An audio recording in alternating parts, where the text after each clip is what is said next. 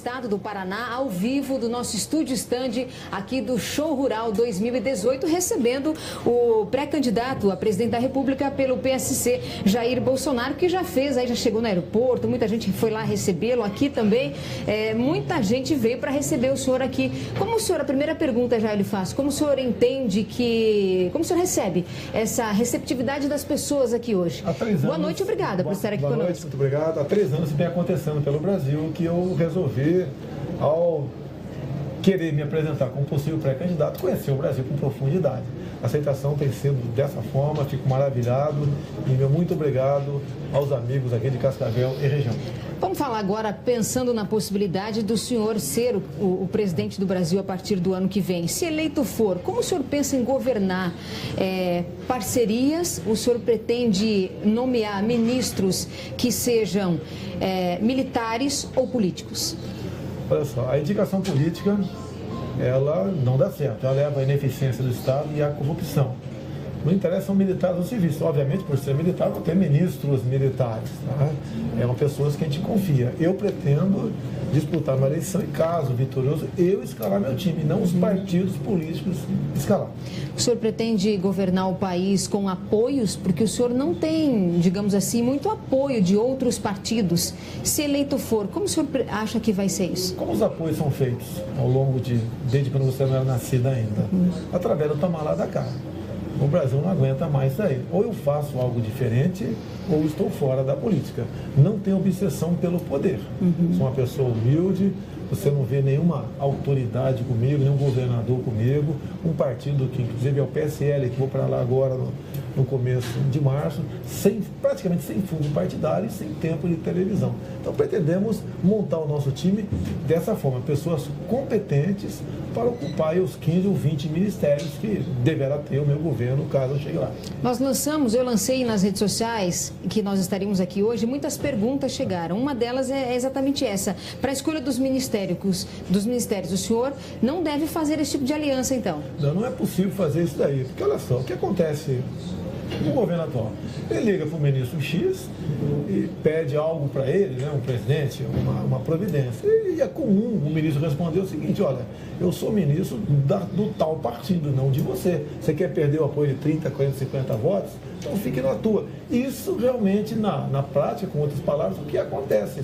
Nós temos que ter uma hierarquia no governo semelhante, parecido ao que tem no quartel, onde o coronel dá uma ordem, o capitão, o sargento, cabo, os soldados cumprem. Tem que ser dessa forma. E não o presidente ou não dá ordem, ou dá ordem e ela não é cumprida porque não é presidente dele. Quem botou aquele ministro lá foi um partido político. Sobre as estatais, o que o senhor pensa? Deve privatizar ou algumas delas? O senhor já pensou sobre isso? Muitas delas. No próprio governo do PT, em torno de 50 estatais foram criadas.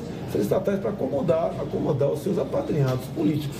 Nós temos que acabar com essa fábrica de militantes no Brasil. Tem que ser desalojados. Um rápido estudo, acho que você pode diminuir em 1/3 as estatais. As demais, você as hierarquiza e vê um modelo adequado para o bem do Brasil. Como, por exemplo, a Embraer. Acho que todo mundo se orgulha da Embraer, a forma como ela foi privatizada. O senhor acredita que é possível enxugar a máquina pública? Você tem que enxugar. Caso contrário, nós não sobreviveremos. O Brasil continuará politicamente da mesma forma que está no momento. Como fazer isso? Enxugando a máquina pública. É você mostrando para o político, né, que não é que você está dando as costas para ele. É falar o seguinte: nós somos empregados do povo e não empregados de vocês. No Brasil parece que o político estando bem, o Brasil está bem, e não o contrário. Eu acho que essa filosofia nós estamos conseguindo levá-la à frente nessas andanças pelo Brasil. Amanhã, por volta de 14h30, se Deus quiser, estarei pousando no aeroporto de Dourados, Mato Grosso do Sul. A recepção vai ser semelhante ou até maior, porque lá nós estamos nos programando há 2 semanas. Aqui foi em poucas horas que programamos essa vinda aqui. Direitos humanos, o que o senhor pensa sobre isso? Olha, aqueles que defendem o lado ruim da sociedade, a bandidagem, não tem recurso para eles. A gente vai matá-los na base da inanição. A política humana tem que ser para humanos direitos. Você não vê a polícia de humanos agindo em prol da família daquela pessoa que foi vitimizada, né, foi vitimada por um bandido. E essa polícia tem atrapalhado muito a gente. Eles trabalham de forma ativa contra o policial civil e militar. Eles influenciam dentro do parlamento a confecção de leis que prejudicam o trabalho desses homens e mulheres da segurança pública. Então, direitos humanos, dependendo de mim, já sabem que vão ter que procurar emprego. Não vão ganhar mais dinheiro de ONG do governo federal. O senhor é a favor da liberação de armas para a população? Hoje em dia, a bandidagem toda está armada. Eu quero equiparar esse jogo. No período militar, você não, mas teu pai comprava uma arma na mesbla. E às vezes comprava dava de presente para alguém apenas com a sua carteira de identidade. Nós devemos, no meu entender, liberar a posse de arma de fogo para todo e qualquer cidadão de bem, em cima de poucos critérios, e flexibilizar a questão do porte de arma de fogo. Te pergunto, se alguém invadir tua casa, se você tivesse uma arma, o que tu faria? Né? Você reagiria, né? E tem que agir dessa maneira. Se não tendo uma arma, você vai se sujeitar ao que a pessoa queira fazer contigo com a tua família. E a arma de fogo, então, tem que ser usada para repelir uma invasão de casa ou invasão de propriedade rural. O senhor, então, é favorável que o produtor rural também esteja armado? Sim, preferência fuzil, até porque dentro da propriedade dele, aquela propriedade é sagrada, é dele, ele paga impostos para aquilo e só entra lá quem ele quiser, aqui assim como dentro da minha casa, só entra quem eu quiser. Já que nós estamos falando em relação à área rural, qual o posicionamento do senhor em relação ao movimento sem terra? Não são movimentos, são bandidos. Essas ações do MST têm que ser tipificadas como terrorismo. Esses elementos que invadem propriedades, que matam animais, depredam patrimônio e levam terror ao campo, né? Ele tem que ser tratado como bandidos. São bandidos. Comigo não serão recebidos.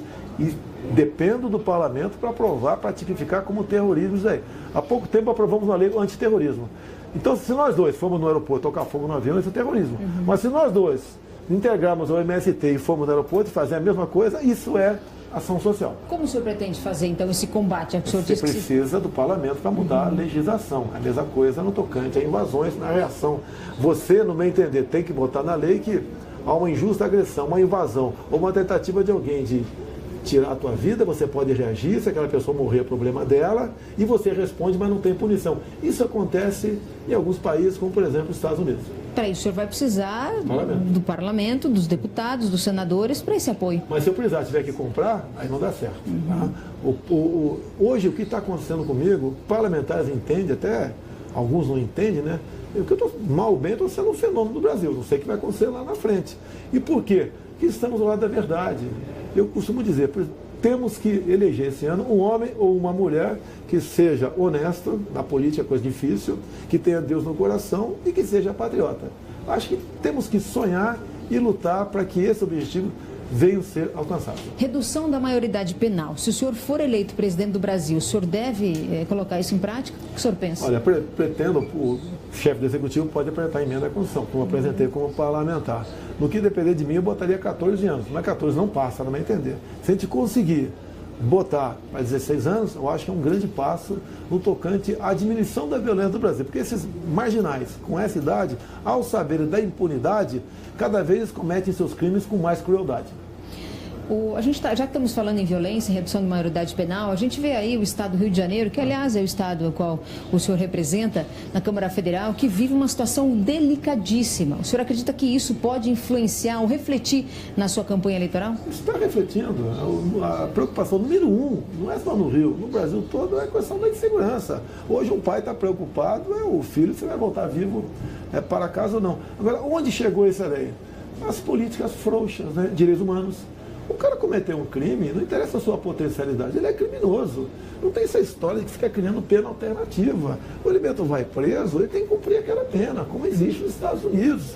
Inventaram também a política do desencarceramento. O presídio está muito cheio. Eu não quero um cemitério cheio de inocentes. A cadeia que amontoe e fique um para cima do outro. Não quero que eles sofram.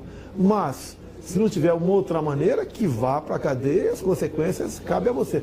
A audiência de custódia, inventaram a audiência de custódia. Em torno de 60% dos criminosos, uma vez detidos, no dia seguinte, 24 horas depois, o juiz coloca em liberdade. E não raras vezes, processa o agente que o prendeu, porque vale perante algum juiz muito mais a palavra do bandido do que a palavra do policial que o prendeu.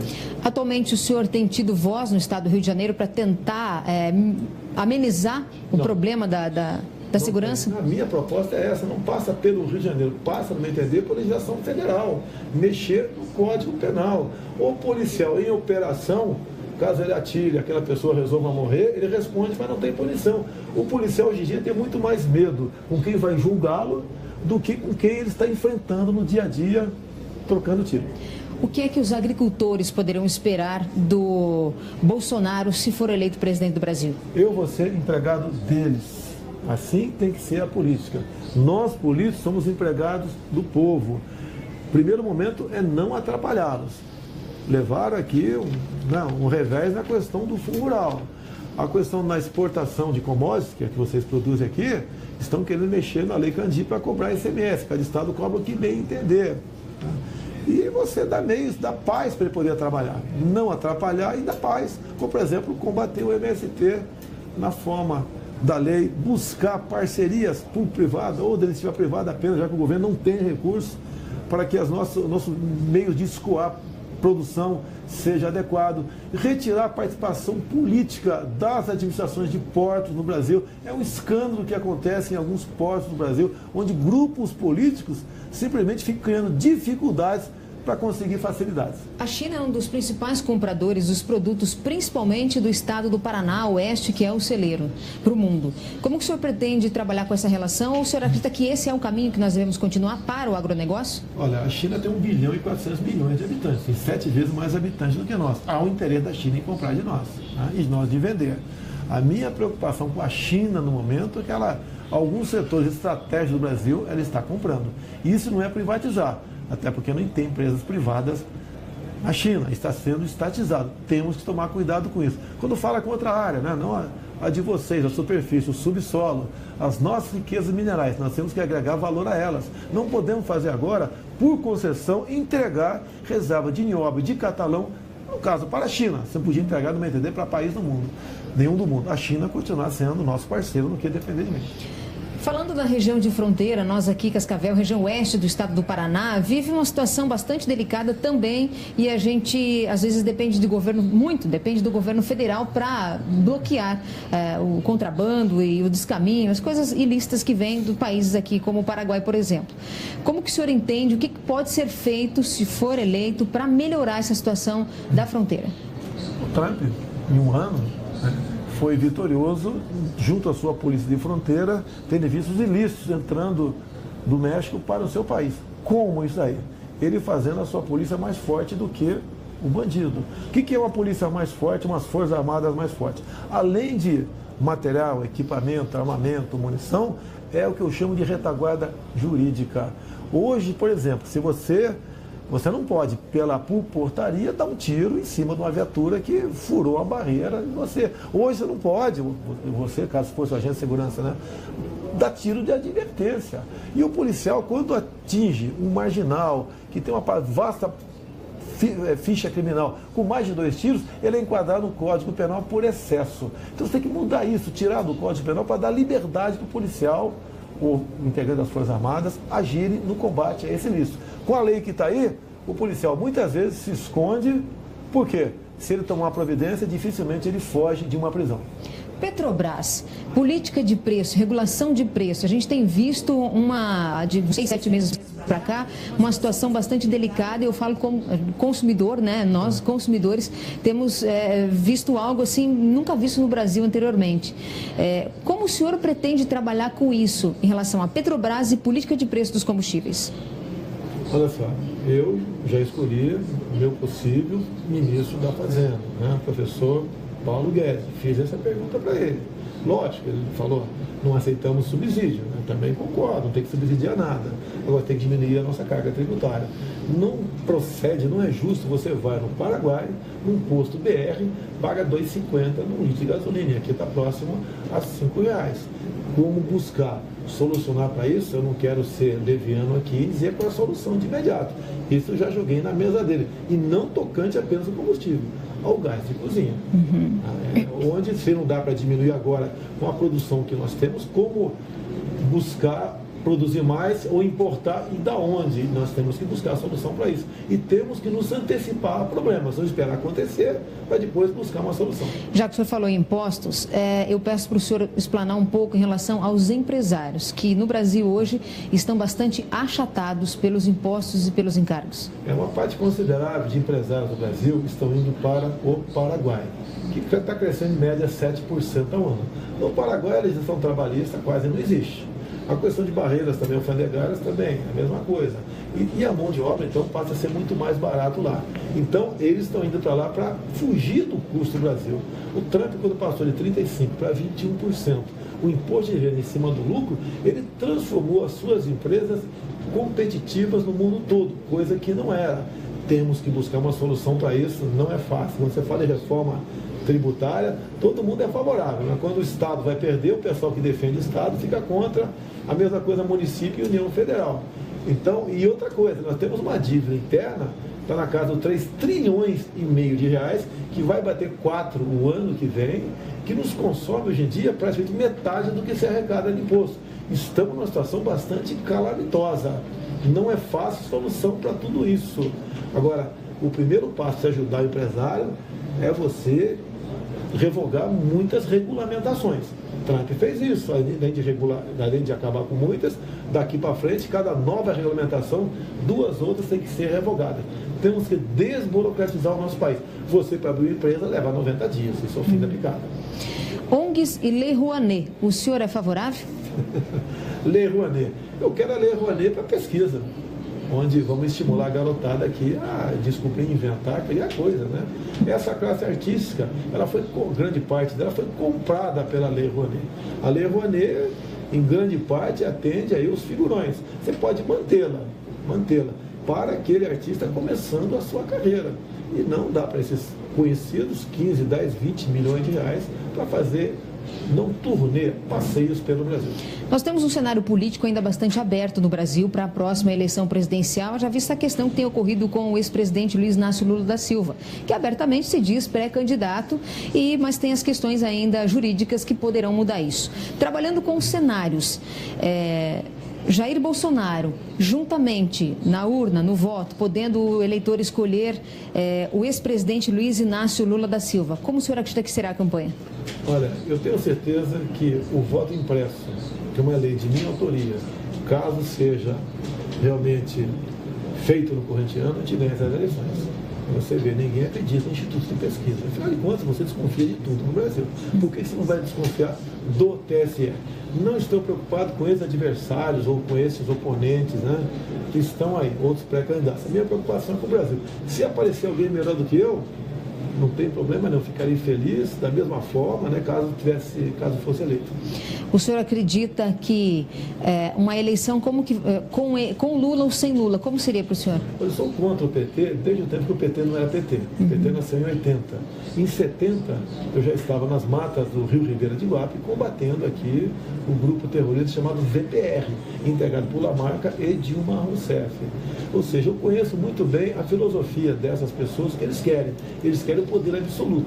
E para atingir o poder absoluto, uma das medidas que eles tomam é desarmar a população brasileira. Como desarmaram em 2012 a Venezuela. O povo fica completamente sem reação. Esses caras querem o poder pelo poder a qualquer preço. No passado, via luta armada. Atualmente, pelo grancismo, né? Pela mentira e pelo populismo.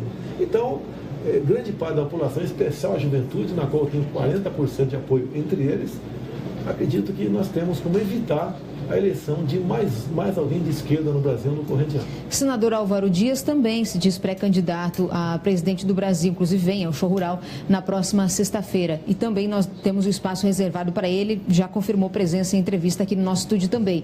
Como que o senhor acredita que será uma campanha com ele, inclusive que é do estado do Paraná? O Álvaro Dias é uma pessoa, pelo que eu sei, sensata, uma pessoa honesta, tem suas propostas, que, no meu entender, não deixa de ser um bom nome, um dos raros bons nomes que estão aí no balcão político nosso, uma rara exceção. Boa sorte a ele. Jair Bolsonaro, agradeço a sua visita no estúdio stand da TV Tarobá aqui no Show Rural. Muito obrigado pela oportunidade. Estou emocionado. Ok, muito obrigada, pessoal. Nós conversamos hoje aqui ao vivo com Jair Bolsonaro. Ele é pré-candidato a presidente da República pelo partido PSC, aqui no nosso estúdio stand no Show Rural. Lembrando que na sexta-feira também está confirmada a presença do também pré-candidato à presidência da República, Álvaro Dias. Então, sexta-feira confirmada, a gente também vai fazer um bate-papo com o senador atual e pré-candidato à presidência da República, Álvaro Dias. Você segue agora na programação da TV Tarobá com o Jornal Tarobá, segunda edição. Ok, muito obrigado, Silene Benete, esclarecedora, excelente entrevista e nesse espírito democrático também esperamos os demais pré-candidatos à presidência da República. Muito boa noite a todos vocês, muito obrigado pela audiência que muito nos honra. E você que é pai ou mãe de crianças já deve estar se preparando para a volta às aulas, não é mesmo? Pois é, na rede municipal o ano letivo começa amanhã, mas o que fazer para evitar aquela choradeira, aquela dificuldade para retomar a rotina antiga depois das férias? A gente preparou uma reportagem com algumas dicas. Aqui nessa casa falta pouco para voltar à rotina. E como eles se sentem nessa fase? Empolgação, ansiedade? Tá animada? Eu fico sempre animada. Por quê? O que você tá esperando? Começar as aulas, né? E o fato de acordar cedo aí é meio chato? Como é que é? Chato. A rotina dessa família vai mudar bastante com o início das aulas. O casal tem 2 filhos, o Vitor, de 9 anos, e a Emanuele, de 4 anos. Colocar esses dois na escola depois de várias semanas de férias não deve ser muito fácil, não. Pela parte dela, tá muito animada, né? Ela tá muito ansiosa todos os dias ali. É hoje, minha mochila tá pronta. Ele já tá um pouquinho mais frustrado porque acompanhou uma professora há 3 anos. Então a gente está conversando um pouquinho mais com ele todos os dias, né? E principalmente de horário, né? Que ele vai estar mudando, né? Por que às vezes é tão difícil largar a rotina de férias? Mudar de horário, se acostumar a acordar cedo de novo? Tem bastante coisa passando pela nossa mente e pelo nosso corpo numa fase de mudanças como essa. A gente conversou com um especialista para entender melhor essa etapa. O Rafael é coach e dá treinamento para pessoas em busca de auxílio comportamental. Ele diz que essa dificuldade está nos nossos antepassados. O nosso corpo e a nossa mente, se a gente for vendo uma questão de evolução antropológica, desde que o ser humano é ser humano, nós não fomos feitos para lidar com mudanças repentinas. O ideal é que a gente trabalhe, busque amenizar essas mudanças. Para diminuir esse impacto, o certo, segundo ele, era ter estabelecido algumas regras para a criançada ainda durante as férias, para que as mudanças de horário não fossem tão bruscas agora. As férias estão acabando, mas tem como ainda tornar o processo menos traumático. Então, o ideal é que os pais busquem encarar com uma normalidade. Porque, assim, 7% apenas da nossa comunicação é através de palavras. A maior parte da nossa comunicação é através de gestos, postura, fisiologia. Então, a gente passa uma comunicação daquilo que a gente está sentindo no nosso íntimo. Então, se o pai fica ansioso, a mãe fica ansiosa, preocupado, a criança vai sentir isso também. A Kelly e o marido seguiram esse exemplo e ao longo das férias já determinaram algumas regras. Nessa volta às aulas, o casal espera que a adaptação dos filhos seja mais suave. Se não houver essa preparação, chega uma frustração no começo do ano, né? Todos os dias sem fazer nada, sem uma rotina, sem uma atividade para fazer, agora retorna. Então, gera uma sobrecarga, né? Então, eu acho que é bastante importante esse planejamento, essa adequação.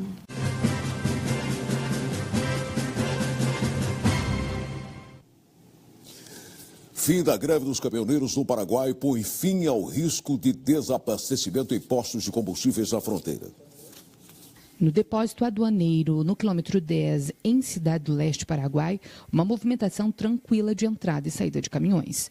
Isso porque na noite de terça-feira houve um acordo a favor dos caminhoneiros paraguaios. Dessa forma, as paralisações foram encerradas. O acordo estabeleceu proibição de pelo menos 1 ano para a entrada de caminhões bitrens brasileiros com cargas no Paraguai. E aumentou o frete de 260 mil guaranis por tonelada / quilômetro para 350 mil guaranis. Eu vejo bem para os paraguaios que estão trabalhando agora. Se quedou melhor? Sim, quedó mejor ahora. Até antes do acordo firmado, 70% dos postos de combustíveis de Cidade do Leste foram prejudicados com a falta de gasolina. Mas na manhã de quarta-feira, tudo voltou ao normal. Para os motoristas paraguaios, 1 ano de suspensão ainda é pouco. O pedido será para um prazo definitivo da proibição. Eles acreditam que a entrada dos brasileiros com os caminhões bitrem não trazem lucros com esse tipo de competitividade. E na Assembleia Legislativa do Paraná, o principal assunto, eleições de outubro.